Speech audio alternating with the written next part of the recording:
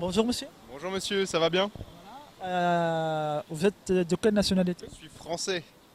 Enchanté, vous êtes Enchanté. bienvenu. C'est la première fois que vous visitez? C'est la première fois en Tunisie, ouais. Comment vous avez vu, comment vous avez votre appréciation? Et bah écoutez, après là ça fait la deuxième journée qu'on est là et franchement très beau pays, il fait chaud, on est bien, les gens sont agréables et on mange très très bien. En France, il est froid? Comment? En France, le climat? Ah le climat, bah ça dépend des régions. À Paris c'est plutôt moyen, ça dépend des moments. Ça ressemble Non non, ici on est mieux quand même. Ok. Est-ce que vous avez l'occasion de visiter quelques endroits en Tunisie? Là alors hier on a fait Marsa et Sidi Bou Saïd et c'est très très beau franchement. Très très beau au niveau de quelle vision, voilà. Bah, je dirais l'architecture et les couleurs, le mix de couleurs. Ensuite, Le on a bleu, le bleu, le comme, blanc, l'équipe de France. c'est ça, comme les bleus. Ok. Et puis sinon, il y a des très très belles vues, franchement. On a été dans un café là, je me souviens plus du nom, mais franchement, une très très belle vue. Donc, Sidi Bou Saïd, est-ce qu'il y a un endroit en France qui ressemble à Sidi Bou Saïd? et bah, votre collègue me le disait tout à l'heure, mais Villefranche-sur-Mer, sur la Côte d'Azur, c'est un peu le même climat, c'est beau, pareil, des maisons blanches, donc franchement. Les Français aiment beaucoup voyager en Tunisie, ils sont bienvenus bien sûr. Quelles sont les raisons, à part le climat et Bah, je dirais d'abord que peut-être l'accueil, le comportement des citoyens? Je dirais que d'abord c'est pas très loin. C'est pas très loin. Après, la France et la Tunisie, on a quand même une histoire commune. Et donc franchement, je pense que ça rapproche les gens. Et puis après, bah, l'accueil, hein, franchement, il n'y a rien à dire. Et puis bah, c'est quand même un très beau pays. Vous avez des amis? En Tunisie, je connais quelques amis tunisiens en France, mais ici, non, non, personne. Il y a beaucoup de Tunisiens qui vivent en France. Bah, ouais, vraiment beaucoup. Il y en a vraiment beaucoup. Donc, vous avez des amis, vous avez dit? Ouais, j'ai des amis tunisiens en France. Et franchement, bah, ça se passe très bien. C'est des gens très sympas, hein. Le comportement hein? Ouais, ouais, franchement, y a rien à dire quoi. Ils sont tunisiens d'origine, mais français, nickel, enfin, c'est très bien. Vous avez dégusté les plats tunisiens? Je sais pas trop ce qu'on a mangé. Je sais pas vraiment, je connais pas les noms, mais oui, on a mangé des sandwichs tunisiens, tout ça, et franchement, c'est très bon. Vous êtes étudiant? Ouais, je suis étudiant à l'université de Sorbonne à Paris, en géographie. Ah, Sorbonne. Parmi les facultés célèbres à l'échelle internationale. Ouais, bah ouais, une des plus célèbres, en tout cas en France, la plus célèbre. Quelles sont les autres facultés, on peut dire, Ah, en deux, troisième lieu? En France, Sorbonne. ouais, Sorbonne.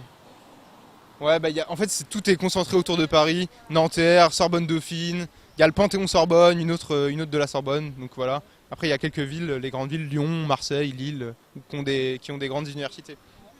Beaucoup d'étudiants tunisiens qui continuent leurs études en France et surtout à la faculté de Sorbonne, c'est ça?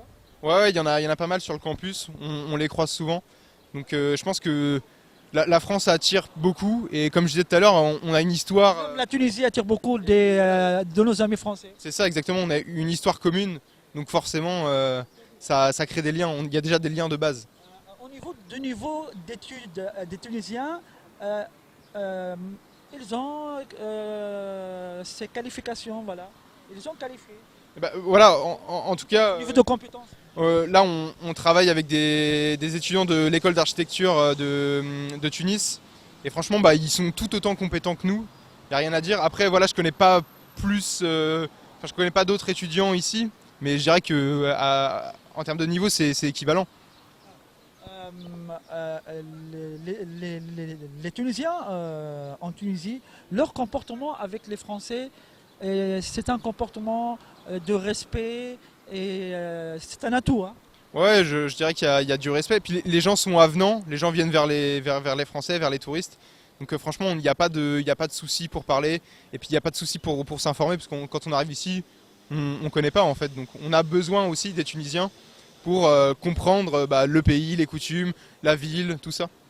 Et la France a besoin des Tunisiens, les compétences surtout au niveau de médecine, au niveau des architectures, c'est ça, en Tunisie. Donc, elles sont vecteurs de croissance en France. Oui, ben, tout à fait, mais je pense que plus globalement, la migration, enfin, on a besoin de gens qui viennent de l'extérieur en France pour, nous aider à faire les choses en fait.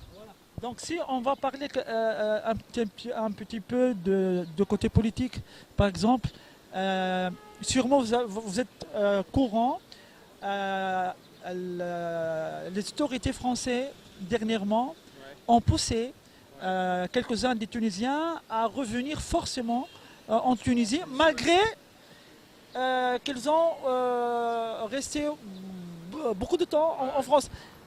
Qu'est-ce que vous pouvez dire? Bah, moi, je pense que... Sincèrement, hein. Ouais, sincèrement. Moi, je pense que c'est pas une bonne chose parce que ces gens-là, c'est des gens qui sont intégrés, qui travaillent.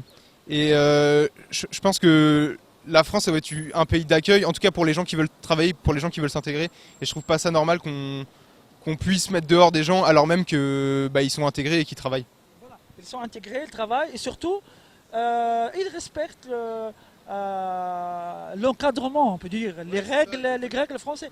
Donc, sûrement, vous êtes étonné de ces mesures.